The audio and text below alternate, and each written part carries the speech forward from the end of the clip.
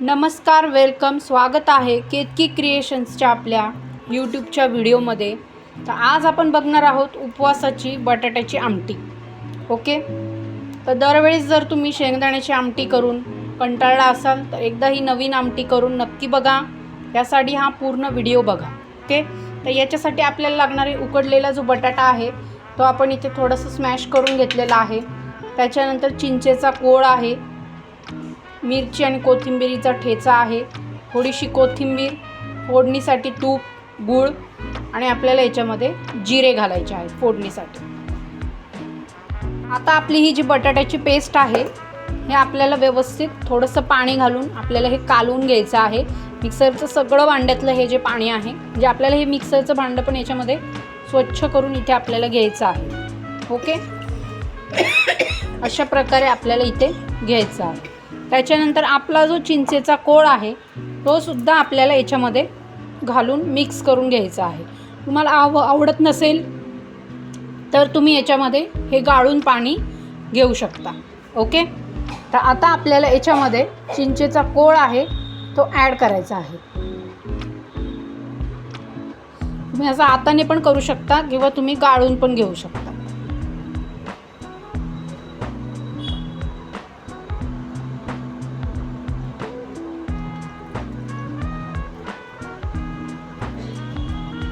Okay, अशा प्रकारे आपल्याला हा चिंचेचा कोळ आहे तो इथे गाळून घ्यायचा आहे। ओके, आणि हे आपल्याला मिक्स करायचं आहे व्यवस्थित। बघा, हे आपल्याला व्यवस्थित इथे मिक्स करून घ्यायचं आहे। आणि आपण जी फोडणी केलेली आहे त्या फोडणीमध्ये आपल्याला हे मिश्रण ॲड करायचं आहे। ओके, आता याच्यामध्ये आपल्याला अजून थोडंसं पाणी ॲड करायचं आहे आणि हे जे असं आहे इकडे सगळं हे आपल्याला याच्यामध्ये व्यवस्थित करून घ्यायचं आहे। ओके,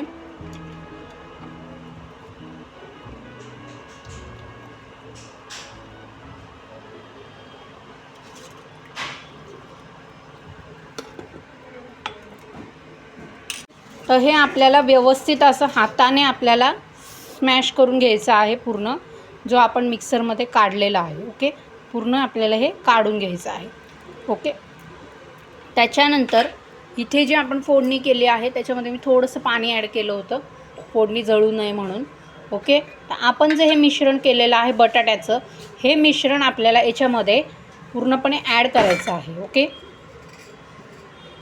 आणि याच्यामध्ये आपल्याला पुन्हा पाणी ॲड करायचं आहे। याच्यातच आता तुम्हाला गूळ ॲड करायचा आहे।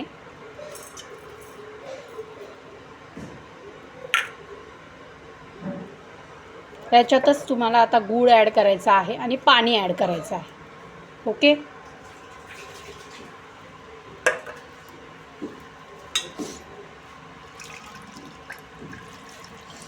आपल्याला घट्ट पातळ जसं आपल्याला हवं आहे त्याप्रमाणे तुम्ही इथे ठेवू शकता।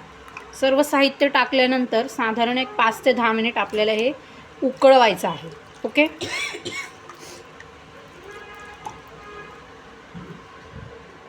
अशा प्रकारे। ओके, त्याच्यानंतर आपल्याला आता हा गूळ याच्यामध्ये आपल्याला हा चवीनुसार गूळ इथे ॲड करायचा आहे। ओके, आणि मग आपल्याला याच्यामध्ये मीठ ॲड करायचं आहे।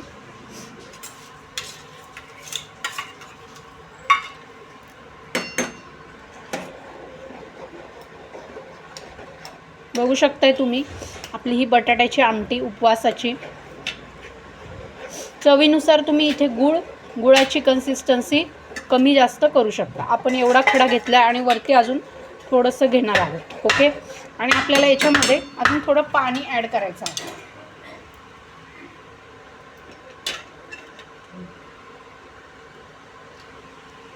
मला जेवढं घट्ट पातळ मला ॲड करायचं आहे तुम्ही करू शकता।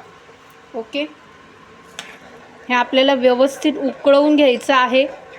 याच्यामध्ये आपल्याला चवीनुसार मीठ ॲड करायचं आहे।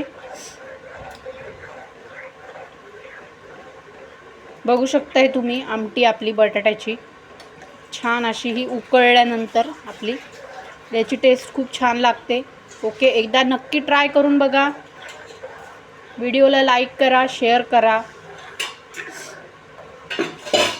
आणि कमेंट करायला विसरू नका.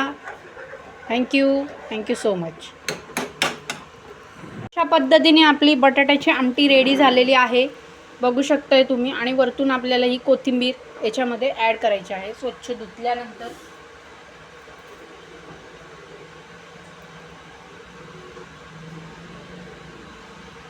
ओके, तर ही आपल्याला अशी याच्यामध्ये कोथिंबीर ॲड करायची आहे स्वच्छ धुतल्यानंतर.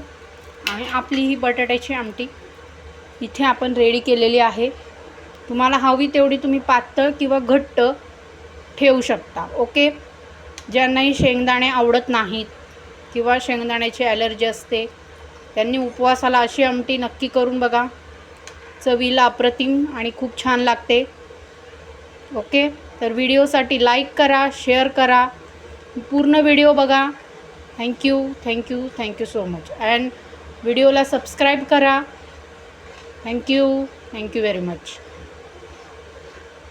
तर आपल्याला पाहिजे तेवढी घट्ट करून किंवा आपल्याला पाहिजे तेवढी पातळ घट्ट ठेवू शकता तुम्ही. ओके, अशा प्रकारे आपली ही आमटी इथे रेडी झाली आहे, बघू शकताय तुम्ही. अजून एक 5 मिनटं उकळल्यानंतर ही आपली आमटी जी आहे ती रेडी होईल. ओके, घट्ट पातळ तुम्ही तुमच्या हिशोबाने करू शकता. अशा प्रकारे आपली ही आमटी रेडी आहे. Okay, thank you so much.